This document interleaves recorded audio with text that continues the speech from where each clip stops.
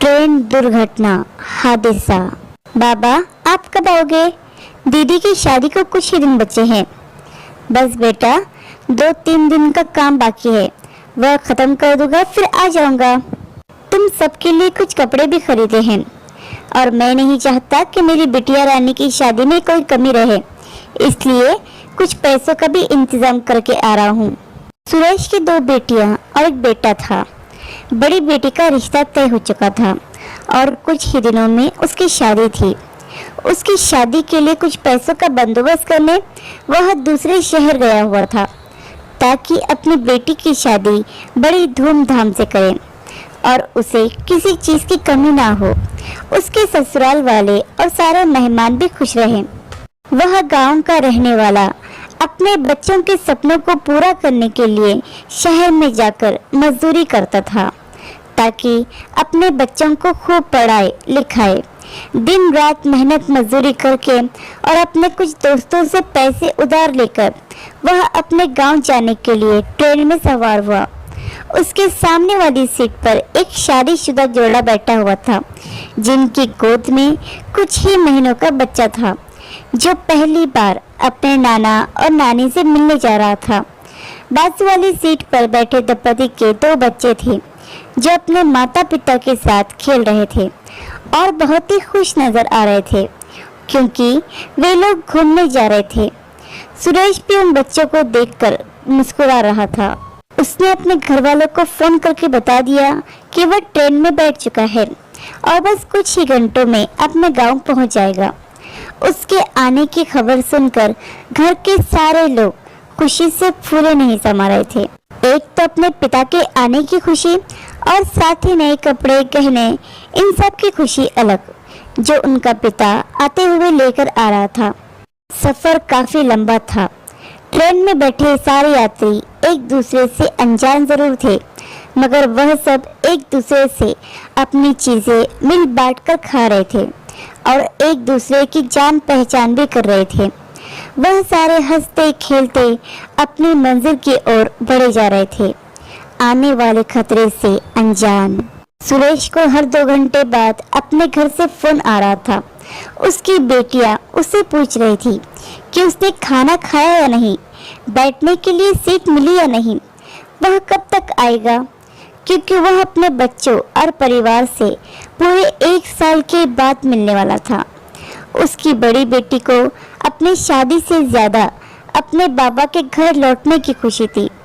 वह सबसे बड़ी होने के साथ साथ अपने बाबा की लाडली भी थी, इसलिए वह अपने बाबा का बेसब्री से इंतजार कर रही थी। बड़ी बिटिया रानी अपने बाबा के आने का इंतजार करते हुए दरवाजे पर अपनी पलकें बिछाई हुई थी कि इतने में उसके चाचा बड़ी हड़बड़ाहट से घर पर आए। उनके चेहरे की हवाइयाँ उड़ी हुई थी।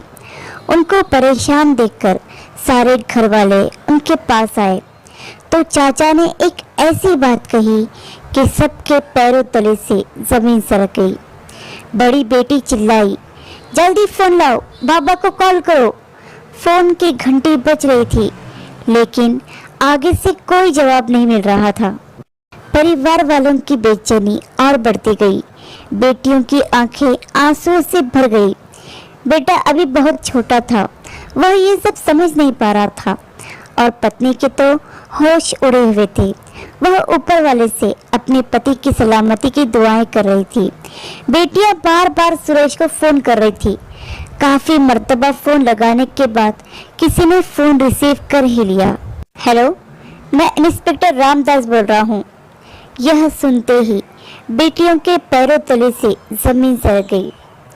यह जिसका फोन है, क्या उनका नाम सुरेश है? बेटियों ने घबराते हुए कहा, जी जी, यह हमारे बाबा का फोन है। कहाँ है वो, ठीक तो है ना? सामने से इंस्पेक्टर साहब ने कहा, हमें बताते हुए बहुत दुख हो रहा है कि आपके बाबा की ट्रेन दुर्घटना में मृत्यु हो गई है।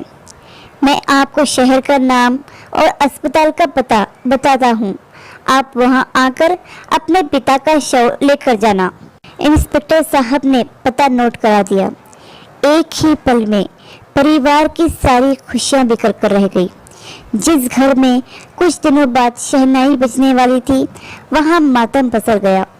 वह ट्रेन जिसमें बैठे लोग खुश नजर आ रहे थे, हंसते मुस्कुराते हुए अपने मंजिल की ओर बढ़े जा रहे थे। अब उसमें हर तरफ बस शो ही शो नजर आ रहे थे।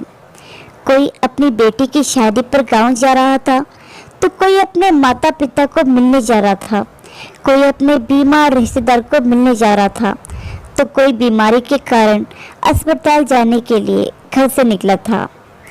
क्या नज़ारा था वो, दिल दहला देने वाला। उनमें से किसी ने भी यह नहीं सोचा होगा कि मंजिल के रास्ते में कहीं मौत खड़ी उनका इंतजार कर रही है। अंत में बस यही कहना चाहूंगी कि ऐसी दुर्घटनाओं में अपनों को खोने वालों का दुख दर्द हम शब्दों में बयान नहीं कर सकते। कहानी सुनने के लिए आपका बहुत बहुत धन्यवाद। और अगर तुम लोग नए हो तो सब्सक्राइब करो, वो जो लाल वाला बटन है